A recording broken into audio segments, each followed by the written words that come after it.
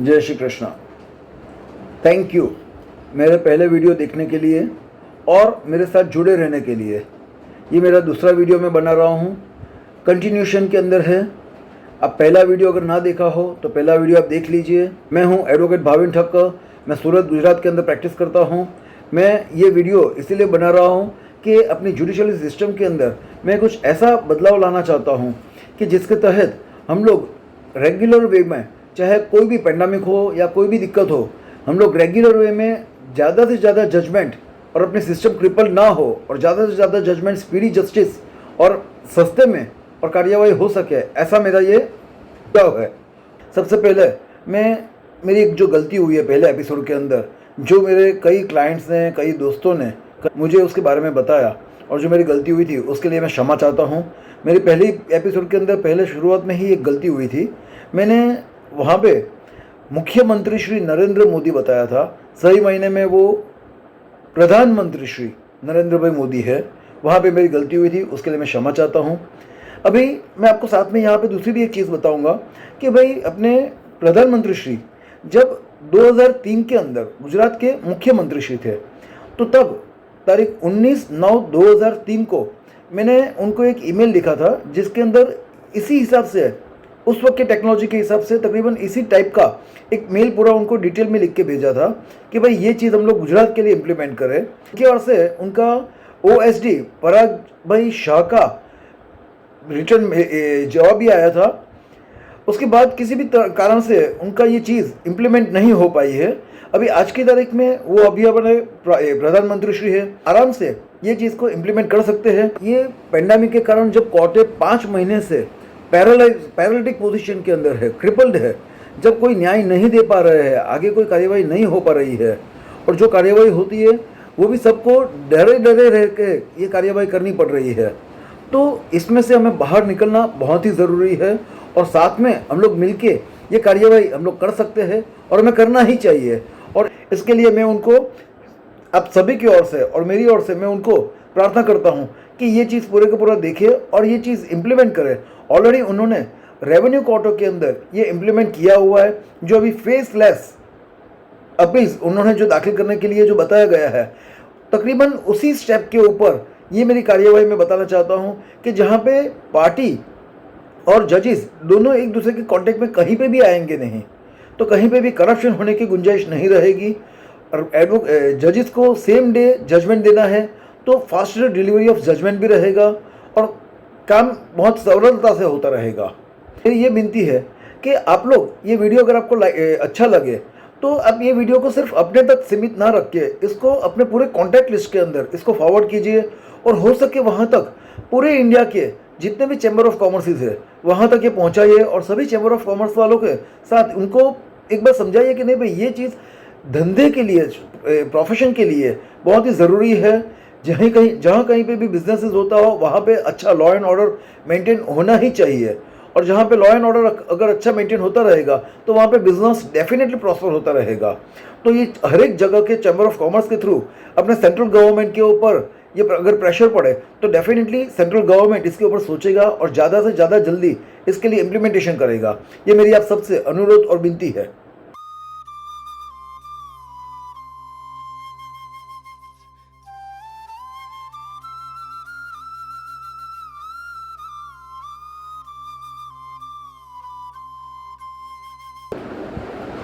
जैसे मैंने अभी आपको बताया, सिस्टम हम लोग ऐसा बनाना चाहते हैं कि जो फास्ट डिलीवरी हो, अच्छी तरह कार्यवाही कर पाए और अपना सेल्फ रिलायंट हो।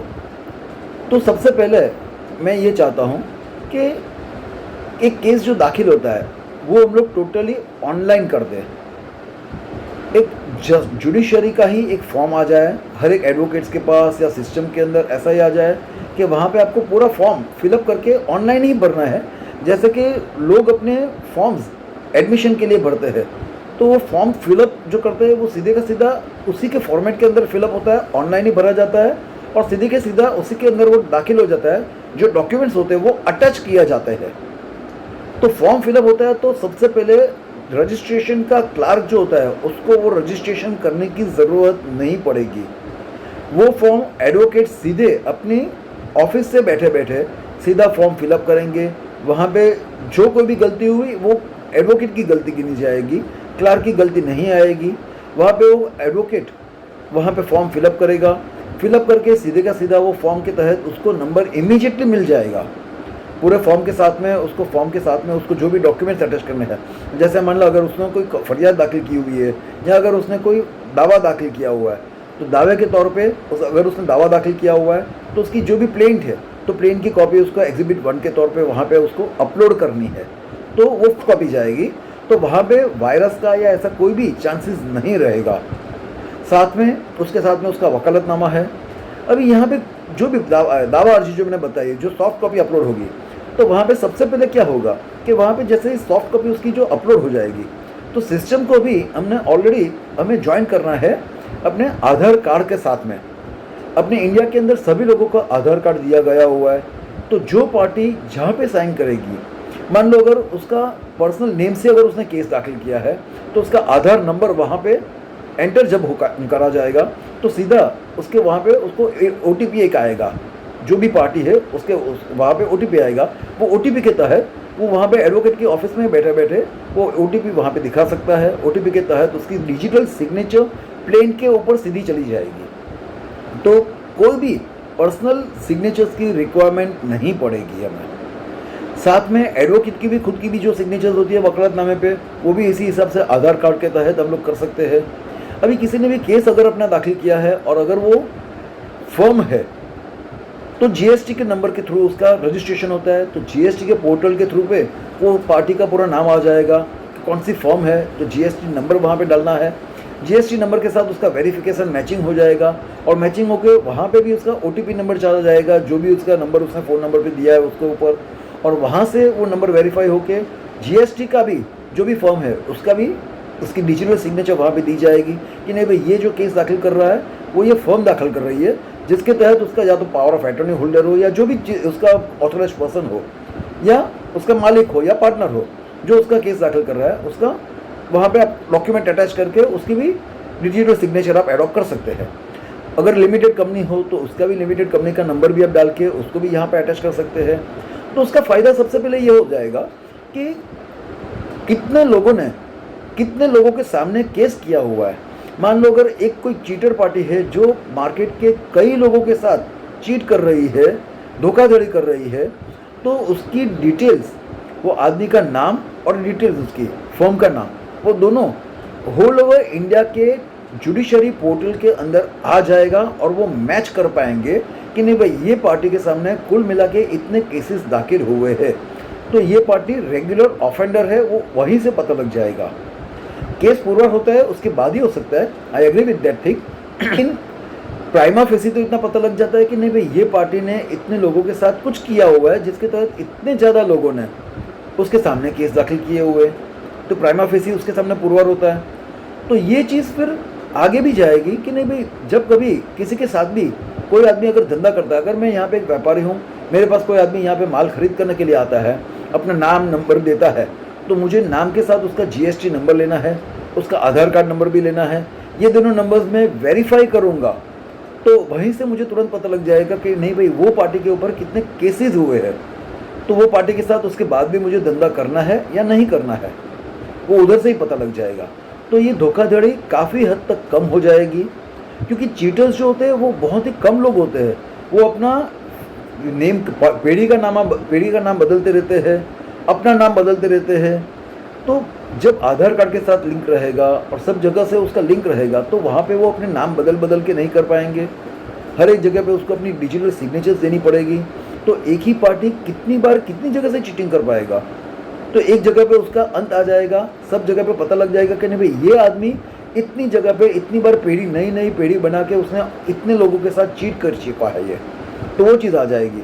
तो ऐसी धोखाधड़ी काफ़ी हद तक बंद हो जाएगी इससे तहत। अभी हम लोग रजिस्ट्रेशन के तौर पे यहाँ पे जाए, ये तो व्यापारियों को फ़ायदा होगा जो मैंने अभी बताया। That is an additional advantage to all the जितने भी व्यापारी है उन सबको ये फ़ायदा मिलेगा कि नहीं भाई जो भी आदमी उनके पास नया आता है जो धंधा करने के लिए, या पुराने भी जिनके साथ उनका धंधा चल रहा है, तो उनका भी जब कभी उनको वेरीफाई करना हो तो तुरंत ही पोर्टल के ऊपर जाके वो दोनों चीज़ें वेरीफाई कर सकते हैं।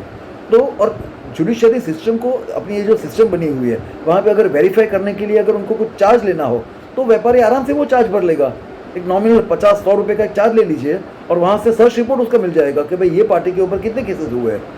तो वहाँ पे सिस्टम अर्न कर पाएगी, सिर्फ इसके तहत सिस्टम भी अर्न करना शुरू कर देगी। तो that is also good thing. व्यापारी को फ़ायदा मिल जाएगा, इससे सर्च करने का फ़ायदा मिल जाएगा। और इतने कम दाम के अंदर 50 या 100 रुपये के अंदर अगर वो सर्च उसको अपने ऑफिस के अंदर कंप्यूटर पे बैठे बैठे अगर मिल जाता है तो वो आराम से 50-100 रुपये वो खर्चा कर लेगा और सिस्टम उससे अर्न करती रहेगी, जहाँ पे उसको कुछ भी करना नहीं है। अपने आप ही सिस्टम उसको गाइड करती रहेगी कि नहीं भाई ये पार्टी, ये फर्म, मतलब GST नंबर जो भी है वो तो एक ही है, उसका आधार कार्ड नंबर है वो भी एक ही है। तो दोनों नंबर से अगर वो ट्रेस करेगा तो पार्टी की कितने कितने केसेस है वो पूरा वहाँ पे ट्रेस कर पाएगा वो। तो this is a good thing, यहाँ पे हम लोग कर सकते हैं इसको इम्प्लीमेंटेशन।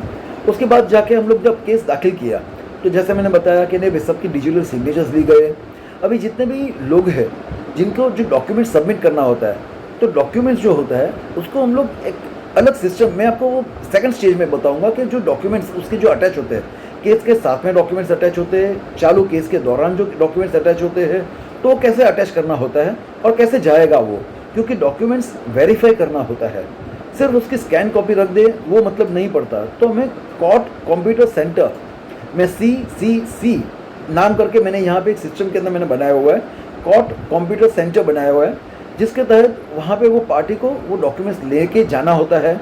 जो भी पार्टी है उसको वो डॉक्यूमेंट्स वहाँ पे अरेंज किए हुए हैं, वहाँ पे उसकी केस नंबर डिटेल्स दी हुई है, सबके साथ उसको वहाँ पे वो जगह पे जाना होता है कंप्यूटर सेंटर पे, और वहाँ पे जाके वो कंप्यूटर सेंटर के ऊपर उसको वो डॉक्यूमेंट्स दिखाने हैं।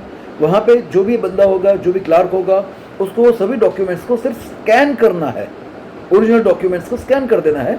जो केस नंबर है वो केस के साथ अपने आप ही वो डॉक्यूमेंट्स जुड़ जाएंगे, क्योंकि वो केस नंबर डाला हुआ है तो उसको सिर्फ केस नंबर के अंदर उसको स्कैन करके जोड़ ही देना है। तो तुरंत वहाँ पे ओरिजिनल डॉक्यूमेंट्स कोर्ट का आदमी वहाँ पे बैठे चेक करके, ओरिजिनल ऑथेंटिक डॉक्यूमेंट्स चेक करके वो खुद, जैसे कोर्ट के अंदर अभी यहाँ पे कोई भी डॉक्यूमेंट्स होते तो उसको वेरीफाइड या बिफोर मी करके उसको देना होता है, वेरिफिकेशन होता है। तो यही चीज़ एक वहाँ पे कोर्ट कंप्यूटर सेंटर के अंदर वहाँ पे वो हो जाएगा और ओरिजिनल डॉक्यूमेंट्स पार्टी को तुरंत के तुरंत वापस दिए जाएंगे और उसको वहाँ पे जो स्कैन की हुई कॉपीज़ है वो सीधे उसके केस के अंदर अपलोड हो जाएगी। तो इसके तहत वो पूरा कंप्लीट हो जाएगा। साथ में केस के अंदर जो भी एफिडेविट्स करनी होती है वो एफिडेविट्स भी वहाँ पे हो जाएगा, क्योंकि वो तो ऑलरेडी सिग्नेचर की हुई है। एडवोकेट ने जब वहाँ पे उसको साइन किया हुआ है तो हर एक एडवोकेट्स को बिफोर मी माने एफिडेविट करने का अधिकार दे देना चाहिए, सिस्टम को ही दे देना चाहिए।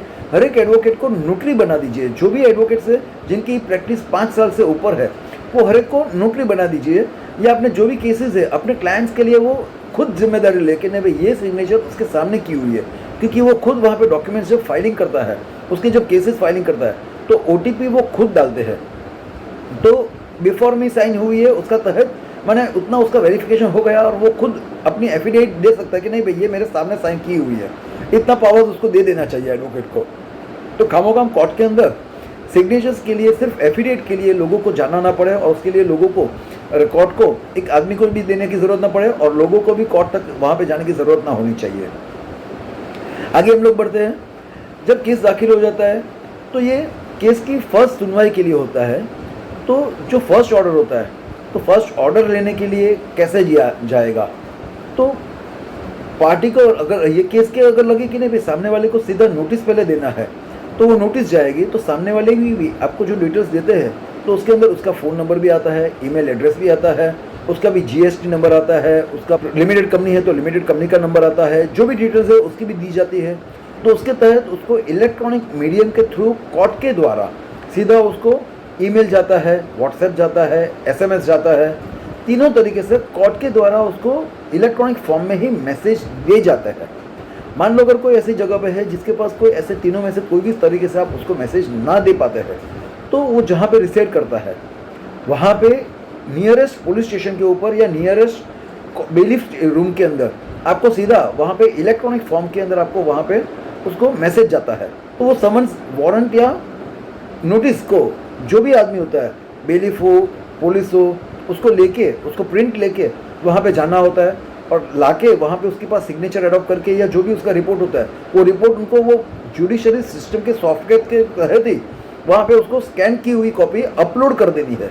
माने ओरिजिनल कॉपी कोर्ट तक देने की ज़रूरत नहीं है, उसको अपने जहाँ पे जो सिस्टम के अंदर सॉफ्टवेयर दी गया है वहाँ पे उसको वो केस नंबर के अंदर उसको सीधा अपलोड कर देना है। जो भी उसका रिपोर्ट है, वेदर इट इज़ सर्व्ड और इट इज़ अनसर्व्ड, जो भी कारण है उसका कारण के साथ में उसको वहाँ पे अपलोड कर देनी है। तो इसके तहत कोर्ट के अंदर सिर्फ सॉफ्ट कॉपीज ही रहेगी, कोई भी हार्ड कॉपीज जो होगी वो पता लगेगा कि नहीं भाई ये हार्ड कॉपी ये जगह पे इनके पास पड़ी हुई है। तो मान लो अगर वो पुलिस स्टेशन के पास हो या बेलीफ रूम के अंदर हो या जहाँ कहीं पे भी हो, उनको वो चीज़ संभाल के रखनी होती है। लेकिन ऐसे कागजात बहुत ही कम हो जाएंगे क्योंकि सिर्फ एक एक नोटिस जो सर्व की हुई है उतनी की ही कॉपी रहेगी। और जो नोटिस सर्व होती है तो वो सामने वाली पार्टी को जब सर्व किया जाता है तो उसके अंदर उसको केस नंबर दिया जाता है, उसकी सॉफ्ट कॉपी नंबर एक दी जाती है। तो केस नंबर जो दिया जाता है उसके बाद वो आदमी मान लो अगर कोर्ट कंप्यूटर सेंटर पे जाता है, अगर उसको हार्ड कॉपी चाहिए तो, या अगर अपने एडवोकेट के पास गए तो जहाँ पे भी वो अगर जाता है तो वो उसको अपने केस नंबर डालेगा तो वहाँ पे उसको पूछा जाएगा। फर्स्ट टाइम जब आरोपी की ओर से या सामने वाली पार्टी की ओर से जब दाखिल केस माने कोई भी प्रेजेंटेशन करता है तो उसको पूछा जाएगा कि भाई तुम्हें हार्ड कॉपी चाहिए या नहीं चाहिए। अगर हार्ड कॉपी चाहिए तो उसके लिए एक नॉमिनल रेट आप लीजिए, एकदम नॉमिनल जो 1 रुपये के हिसाब से अब उसके पास चार्ज करके उसको सबकी सब कॉपीज उसको प्रिंट आउट करके आप दीजिए। और वो अमाउंट जो भी होता है वो पूरे का पूरा पार्टी जो फरियादी होता है या जो भी दावा जिसने दाखिल किया हुआ है उसके पास से आप वो रिकवर कर सकते हैं। जो अमाउंट जो खर्चा होता है ये सिर्फ इतना नहीं, साथ में जब केस दाखिल होता है तो केस दाखिल करते वक्त भी हम लोग जब स्टैम्प भरते हैं तो स्टैम्प के लिए भी डायरेक्टली सिस्टम के ऊपर सीधा स्टैम्प वैल्यूएशन डिपार्टमेंट के अंदर जाएगा कि स्टैम्प कितना भरना है। तो जो भी स्टैम्प भरना है तो सीधा इलेक्ट्रॉनिक मोड से ही उसका भी पेमेंट हो जाएगा। जितना भी पेमेंट करना होता है वो डायरेक्टली वकील के अकाउंट से या अगर डायरेक्टली अगर पार्टी का अकाउंट अगर लिंक हुआ है तो पार्टी के अकाउंट से उसका पेमेंट जो भी स्टैम्प का होता है वो डिडक्ट हो जाएगा। माने हर एक बार जितने भी स्टैम्प लगते रहेंगे तो उसके लिए स्टैम्प्स के लिए हर एक बार कंफर्मेशन देने की ज़रूरत नहीं होती। ऑलरेडी वो प्री जैसे हम लोग स्टैंडिंग इंस्ट्रक्शंस देते हैं वैसे क्लाइंट के अकाउंट से जो भी पार्टी का अकाउंट होता है, प्लेंटिफ हो फरियादी हो, उसके अकाउंट में स्टैंडिंग इंस्ट्रक्शंस एक बार दिया जाता है कोर्ट के द्वारा कोर्ट को कि नहीं भाई वो जब जितना भी उसका जो अमाउंट होता है वो कोर्ट फीस स्टैम्प जहाँ कहीं पे भी लगता हो, जितने भी लगते हो वो सब जगह पे कोर्ट फीस स्टैम्प ये किसके लिए मैं स्टैंडिंग इंस्ट्रक्शंस देता हूँ मेरी बैंक को कि वो कोर्ट को इतना पैसा स्टैंडिंग इंस्ट्रक्शन के तहत दे जाए और कोर्ट डायरेक्टली वो अमाउंट सीधा उसके अकाउंट में से ही ले ले। तो इतना फ़ायदा रहता है कि नहीं भाई कोर्ट को स्टैम्प के लिए प्रिंटिंग करने की ज़रूरत नहीं रहेगी, कोई प्रिंट आउट करने की ज़रूरत नहीं है। तो प्रिंट आउट का खर्चा कम हो जाएगा। साथ में फेक कभी भी फेक जो स्टैम्प पेपर्स होते हैं वो निकलने बंद हो जाएंगे क्योंकि ये सिस्टम के तहत डायरेक्टली पेमेंट होता रहता है और क्लाइंट को या जो भी पार्टी है जिसने ये दिया हुआ है उसके बैंक अकाउंट के अंदर उसको स्टेटमेंट के अंदर हर एक बार वहाँ पे कौन से केस के लिए कितना स्टैम्प लिया गया, चाहे 1 रुपया लिया गया हो या 100 रुपये लिया गया हो या लाखों रुपये लिया गया हो, स्टैम्प का जितना भी अमाउंट लिया गया हो वो सब उसको केस नंबर के साथ में पार्टी के साथ में डिटेल्स के साथ में उसको हर एक बार अपने बैंक अकाउंट के अंदर उसकी एंट्री उसको मिलती रहेगी। तो उसको भी पता लग जाएगा कि नहीं भाई केस के नंबर के ऊपर उसका कितना खर्चा हुआ है स्टैम्प के ऊपर का, वो उसको वहाँ पे ही मिल जाएगा। तो स्टैम्प ड्यूटी का निकल गया। जब कभी भी ज़रूरत पड़ी तो सीधा पेमेंट उसी के अकाउंट में से ही डिडक्ट होता रहेगा। वैसे स्टैंडिंग इंस्ट्रक्शंस जो हमने दिया हुआ है कि नहीं भाई जब सामने वाली पार्टी उसकी कॉपीज प्रिंट आउट करती है उसके लिए अगर उसको जो भी पेमेंट करना होता है तो वो भी अपने अकाउंट में से वो पेमेंट उसका डायरेक्टली डिडक्ट हो जाएगा। मान लो अगर 50 पन्ने की उसकी जो प्लेंट है और डॉक्यूमेंट्री एविडेंसेस है या 100 पन्ने की है तो सिर्फ 100 रुपये ही उसको एडिशनल लगेगा। अगर वो खुद जैसे अभी फिजिकली अभी हम लोग जो देते हैं तो फिजिकली जब हम लोग एक प्रतिवादी के लिए एक कॉपीज देते हैं तो एक कॉपी देने के लिए उसका जो प्रिंट आउट होता है, ज़ेरॉक्स करना होता है, सेट्स बनाना होता है, वो कितना टाइम कंज्यूमिंग होता है और सब देने के करने के लिए वो 1 रुपये पर पेज 1 रुपये से काफ़ी ज़्यादा खर्चा हो जाता है। तो यहाँ पे अगर हम लोग 1 रुपये के ऊपर अगर फरियादी के ऊपर या प्लेंटिफ के ऊपर अगर वो हम लोग खर्चा डालते हैं तो उसको बर्डन नहीं लगेगा, ऊपर से कम खर्चे के अंदर वो काम कर पाएगा और अपना पर्पज़ ये भी हो जाएगा कि मान लो अगर सामने वाला आदमी अगर उसको कॉपी चाहिए सॉफ्ट और हार्ड कॉपी तो हार्ड कॉपी उसको वहाँ पे मिल जाएगी और वो भी इतना कम रेट के अंदर, मगर उसको तो फ्री में ही मिल जाएगी। और मान लो अगर वो सॉफ्ट कॉपी लेता है तो सॉफ्ट कॉपी के ऊपर अगर वो चलाता है तो वहाँ पे उसको 1 पॉइंट प्लस में दिया जाएगा कि नहीं भाई ये प्रतिवादी पेपर्स सेव करता है और सेव करके कोर्ट को और एनवायरनमेंट को ये फ़ायदा दिलाता है। तो वो पॉइंट एक प्लस पॉइंट उसके लिए गिना जाएगा, एक स्टार जैसा उसको दिया जाएगा कि जिसके तहत लोगों को एक बार फ़ायदा दिखे कि नहीं भाई हम लोग बगैर पेपर काम करते हैं और यहाँ पे हम लोग एनवायरनमेंट प्रोटेक्शन के लिए भी कार्यवाही करते हैं, वो भी एक फ़ायदा रहेगा। अभी सामने वाले को एक बार केस पेपर्स मिल गए, उसने खुद ने देखा, खुद चलाना है या उसने अपने एडवोकेट के थ्रू करना है, that he can decide it.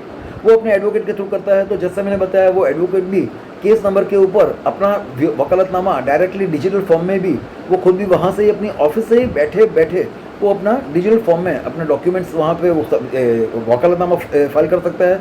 उसके बाद में डॉक्यूमेंट्री एविडेंसेस सबमिट कर सकता है, अपना जवाब फाइल कर सकता है, जो भी रिप्लाईज होते हैं वो पूरा फाइल कर सकता है। वो भी एडवोकेट को बगैर कहीं पे भी ट्रैवलिंग किए सिर्फ अपने ऑफिस में ही बैठे बैठे उसको वो करना है, तो आराम से वहाँ पे वो कर सकेंगे, जिसके तहत उसको कोई दूसरा दिक्कत नहीं पड़ेगी। और कोरोना हुआ या ऐसी कोई भी महामारी हुई तभी एडवोकेट को ट्रैवलिंग नहीं करना है, कोर्ट तक जाना नहीं है, वो अपने ऑफिस में बैठे ये पूरा कार्यवाही कर पाएगा।